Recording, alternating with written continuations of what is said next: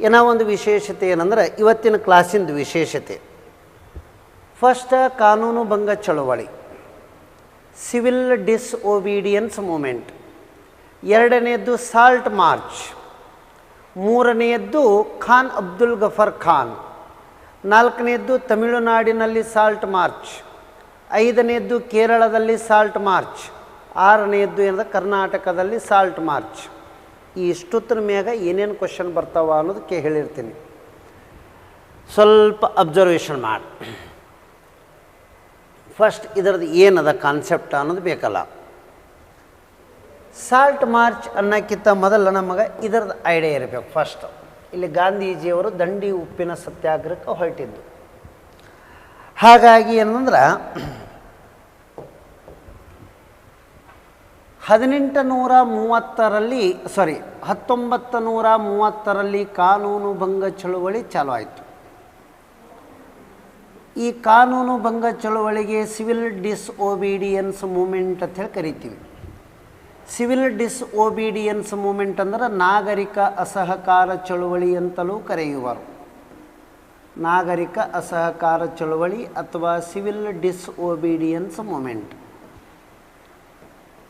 Obedience moment ಅಂತ ಹೇಳಿ ಕರೀತಾರೆ. ಹಾಗಾದರೆ ಇದರದ್ದು ಪೂರ್ಣ ಉದ್ದೇಶ ಏನಾಗಿತ್ತು ಅಂತ ಕೇಳಿದ್ರು PSI ಸಿವಿಲ್ಕ. ಕಾನೂನು ಭಂಗ ಚಳವಳಿಯ ಉದ್ದೇಶ ಏನಾಗಿತ್ತು ಅಂದ್ರೆ ಭಾರತಕ್ಕೆ ಪೂರ್ಣ ಸ್ವರಾಜ್ಯ ಕೊಡಿಸುವುದಾಗಿತ್ತು. ಇದು ವರ್ಡ್ ಹೇಳಬೇಕು, ಪೂರ್ಣ ಸ್ವರಾಜ್ಯ ಕೊಡಿಸುವುದಾಗಿತ್ತು. ಇದು PSI ಕ್ವಶನ್ ಕೇಳಿದರು. ನೇತೃತ್ವ ಯಾರು ಅಂದ್ರೆ ಗಾಂಧೀಜಿಯವರು ವಹಿಸಿದ್ದರು. ಈ ಕಾನೂನು ಭಂಗ ಚಳುವಳಿಯ ಒಂದು ಭಾಗವಾಗಿಯೇ ಏನು ಚಾಲೂ ಮಾಡಿದ್ರು ಅಂದ್ರೆ ದಂಡಿ ಉಪ್ಪಿನ ಸತ್ಯಾಗ್ರಹ ಅಂತೇಳಿ ಚಾಲೂ ಮಾಡಿದ್ರು. ಏನಿದು ದಂಡಿ ಉಪ್ಪಿನ ಸತ್ಯಾಗ್ರಹ ಅಂತ ಕೇಳಿದ್ರೆ ಇದು ಎದರ ಒಂದು ಭಾಗವಾಗಿತ್ತು ಅಂತ ಕೇಳ್ತಾರೆ? ಕಾನೂನು ಭಂಗ ಚಳುವಳಿಯ ಒಂದು ಭಾಗವಾಗಿತ್ತು. ದಂಡಿ ಉಪ್ಪಿನ ಸತ್ಯಾಗ್ರಹದ ಹಿನ್ನೆಲೆ ಏನು ಅಂತ ಕೇಳ್ತಾರೆ. ಉಪ್ಪಿನ ತಯಾರಿಕೆಯು ಬ್ರಿಟಿಷರು ಏಕಸ್ವಾಮ್ಯ ಹೊಂದಿದ್ದರು, ಮೊನೋಪಾಲಿ, ತಾವು ಮಾತ್ರ ತಯಾರು ಮಾಡಬೇಕು ಅಂತೇಳಿ. ಮತ್ತು ಉಪ್ಪನ್ನು ಕೇವಲ ಬ್ರಿಟಿಷರು ಮಾತ್ರ ತಯಾರು ಮಾಡಿ ಅದಕ್ಕೊಂದಿಷ್ಟು ಟ್ಯಾಕ್ಸ್ ಹಾಕಿ ಮಾರಾಟ ಮಾಡ್ತಿದ್ರು. ಉಪ್ಪಿರಲಾರ್ದೆ ಯಾರೂ ಅಂತರೂ ಅಡುಗೆ ಮಾಡೋಕ್ಕಾಗಲ್ಲ, ಪ್ರತಿಯೊಬ್ಬರು ಉಪ್ಪನ್ನು ಕೊಂಡ್ಕೋಬೇಕಾಗಿತ್ತು. ಹಾಗಾಗಿ ಬ್ರಿಟಿಷರು ಉಪ್ಪಿನ ಮೇಲಿನ ಕಾಯ್ದೆ ಅಂತೇಳಿ ಜಾರಿಗೆ ತಂದಿರ್ತಾರೆ ರೀ. ಇಂಡಿಯನ್ ಸಾಲ್ಟ್ ಆ್ಯಕ್ಟ್ ಅಂಥೇಳಿ ಬರ್ತದೆ 1882. ಇಂಡಿಯನ್ ಸಾಲ್ಟ್ ಆ್ಯಕ್ಟ್ ಅಂಥೇಳಿ ಜಾರಿಗೆ ತಂದಿರ್ತಾರೆ. ಭಾರತದ ಉಪ್ಪಿನ ಕಾಯ್ದೆ 1882. ಅಲ್ಲಿ ಹಿಡಿದು ಬ್ರಿಟಿಷರು ಉಪ್ಪಿನ ಮೇಲೆ ಟ್ಯಾಕ್ಸ್ ಹಾಕ್ತಿರ್ತಾರೆ. ಉಪ್ಪಿನ ಮೇಲಿನ ತೆರಿಗೆಯನ್ನು ರದ್ದುಪಡಿಸುವಂತೆ ಗಾಂಧೀಜಿಯವರು ಕಾನೂನು ಭಂಗ ಚಳುವಳಿಯ ಒಂದು ಭಾಗವಾಗಿ ದಂಡಿ ಉಪ್ಪಿನ ಸತ್ಯಾಗ್ರಹ ಆಯ್ಕೆ ಮಾಡ್ಕೋತಾರೆ. ಇದು ಇಷ್ಟು ನಮಗೆ ಬೇಸಿಕ್ ಕಾನ್ಸೆಪ್ಟ್ ಗೊತ್ತಾಯಿತು. ಇಲ್ಲಿನಿಂದ ದಂಡಿ ಉಪ್ಪಿನ ಸತ್ಯಾಗ್ರಹ ಎನ್ನುವುದು ಯಾವಾಗ ಚಾಲು ಆಗ್ತದಂದ್ರೆ ಮಾರ್ಚ್ 12ಕ್ಕೆ ಚಾಲು ಆಗ್ತದೆ. ಯಾವಾಗ ಮುಗೀತದೆ ಅಂದರೆ ಏಪ್ರಿಲ್ 6ನೇ ತಾರೀಕಿಗೆ ಮುಗೀತು. ಇದು ಕರೆಕ್ಟ್. ಹಾಗಾದರೆ ಏನದಂದ್ರೆ ಎಷ್ಟು ದಿನ ನಡೆದರು? 24 ದಿನ ನಡೆದರು. ಎಷ್ಟು ದೂರ ನಡೆದರು ಅಂದ್ರೆ 240 ಮೈಲ್ ದೂರ ನಡೆದರು. ಎಷ್ಟು ಕಿಲೋಮೀಟ್ರ್ ನಡೆದರು? Approximately 385 kilometres. ಈ ಉಪ್ಪಿನ ಸತ್ಯಾಗ್ರಹದಲ್ಲಿ ಎಷ್ಟು ಮಂದಿ ಪಾಲ್ಗೊಂಡಿದ್ದರು? 1 + 78 = ಟೋಟಲ್ 79 ಸಿವಿಲ್ ಪೊಲೀಸ್ ಎಕ್ಸಾಮ್ ಕೇಳಿದ್ದು. ಈ 79 ಜನರಲ್ಲಿನೇ ಹಿರಿಯ ವಯಸ್ಸಿನವರು ಯಾರು ಅಂದರೆ ಗಾಂಧೀಜಿಯವರು. ಕಿರಿಯ ವಯಸ್ಸಿನವರು ಯಾರು ಅಂದರೆ ಮೈಲಾರ ಮಹಾದೇವಪ್ಪನವರು.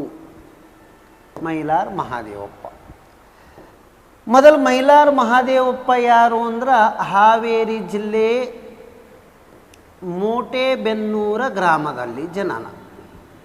ಮೋಟೆಬೇನೂರ ಗ್ರಾಮದಲ್ಲಿ ಜನನ. ಇವರು ದಂಡಿ ಉಪ್ಪಿನ ಸತ್ಯಾಗ್ರಹದಲ್ಲಿ ಪಾಲ್ಗೊಂಡ ಏಕೈಕ ಕನ್ನಡಿಗ ಮತ್ತು ಕಿರಿಯ ವಯಸ್ಸಿನವ. ಇವರನ್ನು ಬ್ರಿಟಿಷರು 1942ರ ಭಾರತ ಬಿಟ್ಟು ತೊಲಗಿ ಚಳುವಳಿ ಕ್ವಿಟ್ ಇಂಡಿಯಾ ಮೂಮೆಂಟ್ದೊಳಗೆ ಹತ್ಯೆ ಮಾಡೋದು. ಹಾವೇರಿದೊಳಗೆ ಹತ್ಯೆಗೆ ಒಳಪಟ್ಟರು ಬ್ರಿಟಿಷರದಿಂದ. ಒಂದು ವೇಳೆ ಈ ಉಪ್ಪಿನ ಸತ್ಯಾಗ್ರಹ ಎನ್ನುವುದರ ಸಂದರ್ಭದಲ್ಲಿ ಗಾಂಧೀಜಿಯವರಿಗೆ ಅರೆಸ್ಟ್ ಮಾಡಿದ್ರು ಅಂದರೆ ಸತ್ಯಾಗ್ರಹವನ್ನು ಮುಂದುವರಿಸಲು ಅಬ್ಬಾಸ್ ತ್ಯಾಬ್ಜಿ ಅವರಿಗೆ ಆದೇಶಿಸಲಾಗಿತ್ತು. ಅಬ್ಬಾಸ್ ತ್ಯಾಬ್ಜಿ ಗಾಂಧೀಜಿ ನಡುವೆ ಅರೆಸ್ಟ್ ಮಾಡಿದ್ರೆ ಚಳುವಳಿಯನ್ನು ಮುಂದೂಡಿತು. ಅದರ ನೇತೃತ್ವ ಅಬ್ಬಾಸ್ ತ್ಯಾಬ್ಜಿ. ಹಾಗಾಗಿ ಅಂದರೆ ಇವರು ನೇತೃತ್ವ ವಹಿಸಿಕೊಳ್ಳಬೇಕಾಗಿತ್ತು. ಇದರಲ್ಲಿ ಮತ್ತೆ ಯಾರು ಪಾಲ್ಗೊಂಡಿದ್ದರು? ಸರೋಜಿನಿ ನಾಯ್ಡು ಪಾಲ್ಗೊಂಡಿದ್ದರು. ಆ ನಂತರ ಏನಂದ್ರೆ ವಿಜಯಲಕ್ಷ್ಮಿ ಪಂಡಿತ, ಹಿಂಗೆ ಏನಂದ್ರೆ ಪ್ರಮುಖ ಮಹಿಳೆಯರು ಪಾಲ್ಗೊಂಡಿದ್ದಾರೆ ಇದರೊಳಗೆ.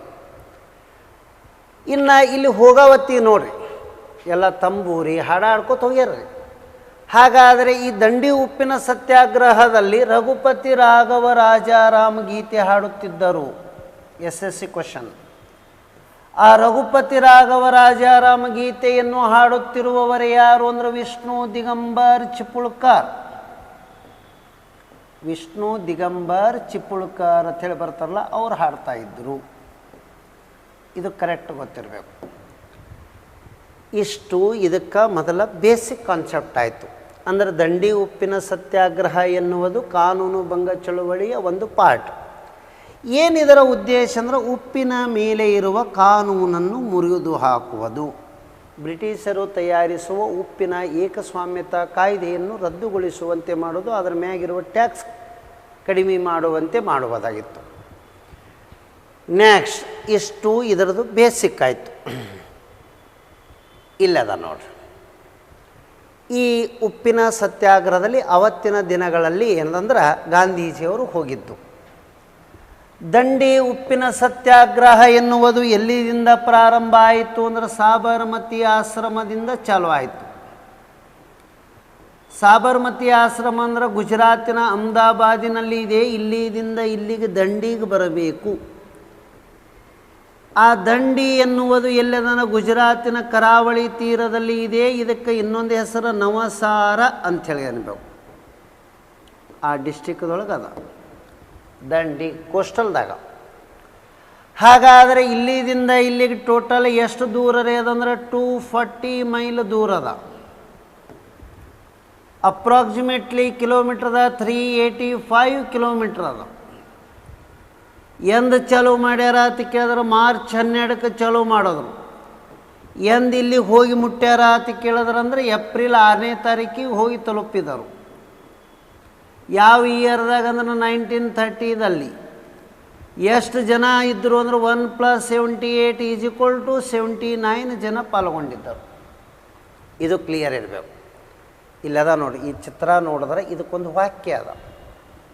ಇದಕ್ಕೆ ಏನಂತ ಹೇಳ್ಕೊಳ್ತಾರೆ ಅಂದ್ರೆ ಎಲ್ಲರೂ ವೈಟ್ ಬಟ್ಟೆ ಧರಿಸ್ಯಾರ.